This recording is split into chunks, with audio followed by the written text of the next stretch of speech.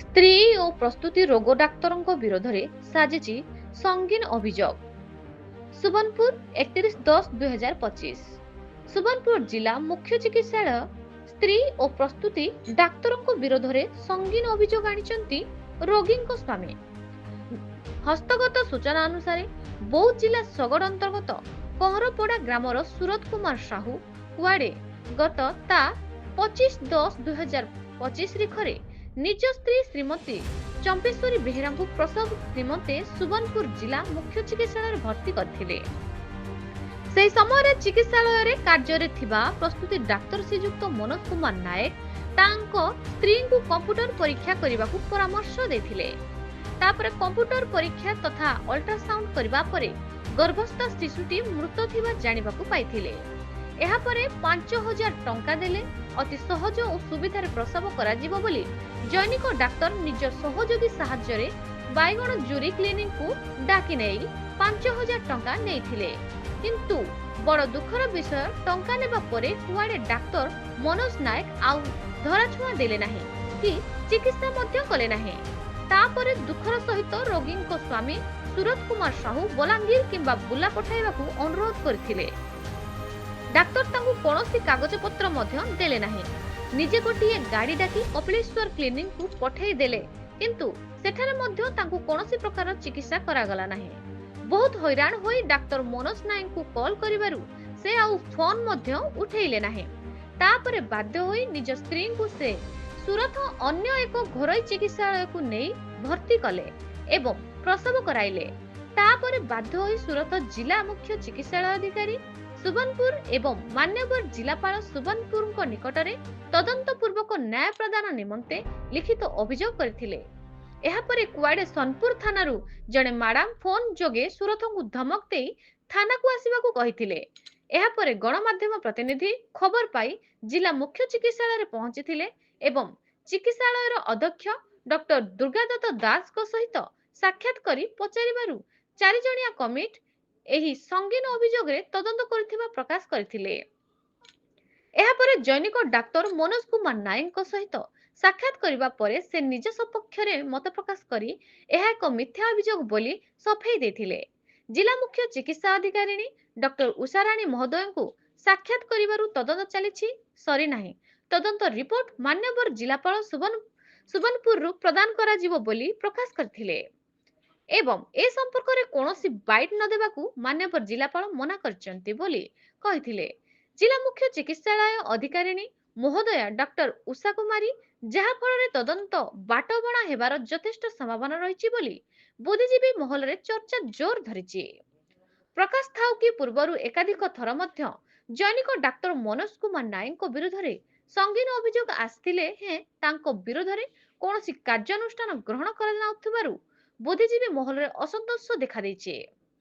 ଯେହେତୁ ମାନ୍ୟବର ଜିଲ୍ଲାପାଳ ସୁବର୍ଣ୍ଣପୁର ଡକ୍ଟର ନୃପର ରାଜ ସାହୁ ମହୋଦୟ ଏହି ସଙ୍ଗୀନ ଅଭିଯୋଗରେ ହସ୍ତକ୍ଷେପ କରିବାରୁ ନିହାତି ଭାବରେ ଉଚିତ ନ୍ୟାୟ ମିଳିବ ବୋଲି ସମସ୍ତେ ଆଶା, ବିଶ୍ୱାସ ଓ ଦୃଢ଼ ବିଶ୍ୱାସ କରୁଛନ୍ତି।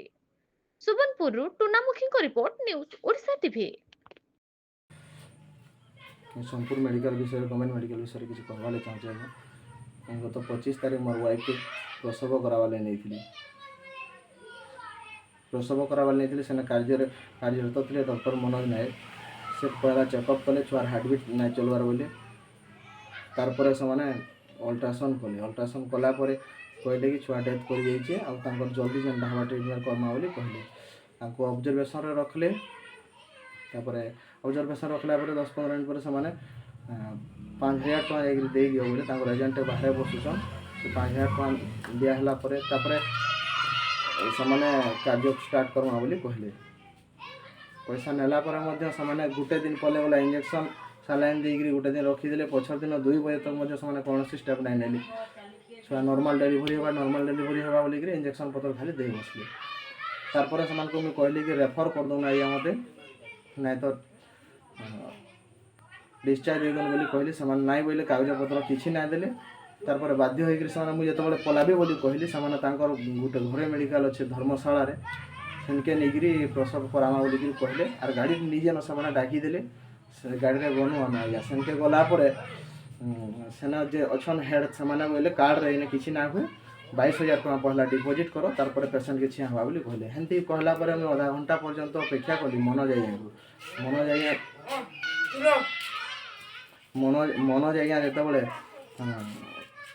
3 थर कॉल कली कॉल बैक नहीं कले कि रिप्लाई किसी ना देले जेतेबेले मैं बाध्य होइकरी सेनु जबरदस्ती पळे आसला बोली जेंती खेदी देसन ना हेंती टाइप होइकरी पळे आसी गोटे घरे मेडिकल के समलेश्वरी सेना मोर वाइफ के प्रसव करिकरी एबे भल अछन से धरिकरी आसली भैया तो मोर कहबार था मोर बोली असुविधा शोषण कहीं ना हम जेमती तार उपरे मनोज आज्ञाकर कड़ा कार्यानुष्ठान नौ एवं गवर्नमेंट मेडिकल अल्ट्रासाउंड 500 टका कहीं नेबे और जदि भी सीएस करा लगी काना प्रॉब्लम होले 5000 टका कहीं नेबे ई पदक्षेप पर गुरुत्व देवे पैसा कहीं थी लगे आम गरीब दुखी बोली गवर्नमेंट मेडिकल के जाऊँ आम हाथ में पैसा नहीं बोलिकिना से कहला जे पैसा नहीं कार्य करेंगे से ध्यान देवे आज्ञा गतकाली आम गोटे पाइलु गोटे रिटर्न कंप्लेंट पाइलु पेसेंट ना था चंबीश्वरी बेहरा आर कंप्लेन थिला जे डॉक्टर मनोज नायक मो छुआ को मृत बोली कहले मते किसी अमाउंट मागिले मते बाहर को रेफर कले बोले आम गोटे टीम ऑफ डॉक्टर्स इनक्वारी कराइला खाली कि जहाँ खबर जहाँ आम खबर रखिलु जे छुआटा एक्चुअली मृत छुआटे अल्ट्रासाउंड मृत छुआ बोली बाहरी आईटा जाकि समलेश्वरी नर्सिंग होम भी जो डेलीवरी है काली 1:53 समय 27 तारीख 26 तारीख 1:53 से मृत कन्याटे ही से जन्म कर जो किसी पैसा मांगा कथा जो माने कंप्लेन थिला से कहली सेरम मो द्वारा सेरम किसी है ना क्योंकि सेरम किसी डिमांड करना मु ओनली पेसेंटर बेनिफिट पाई जेहेतु आम मृत छुआटे जानलु मृत छुआटे के सुरक्षित हिसाब से मातृगर्भर बाहर से आम चेष्टा करूँ इंडक्शन करने आम चेष्टा करूँ इंडक्शन करवा ट्रिटमेंट भी करूँ परिचय मुझे सुपरिटेडेंट अच्छी doctor Durga Dutt Das. Thank you.